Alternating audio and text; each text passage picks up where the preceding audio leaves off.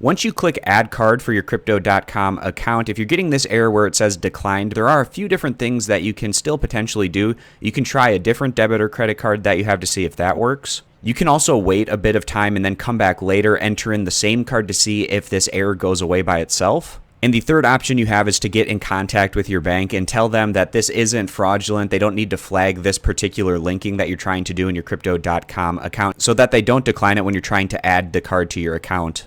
And interestingly enough for me, when I first tried, I was using a MasterCard credit card that was linked to my SoFi account, and that was declined. But then I used my SoFi debit card, which is also a MasterCard, and that ended up working and going through without any issue. And we can now see here that I have a MasterCard linked to my account, and I can use this to fund and buy different cryptocurrencies with. And you can take advantage of this because that 2.99% fee is waived for the first 30 days of your account. So definitely take advantage of that if you're interested in funding your account with a debit or credit card. So I hope this video was helpful, walking you through the steps on how you go about linking a debit or credit card and what you can do if you run into the situation where your card happens to be declined. I appreciate you guys stopping by. Consider subscribing to the YouTube channel, and I'll catch you back here next time.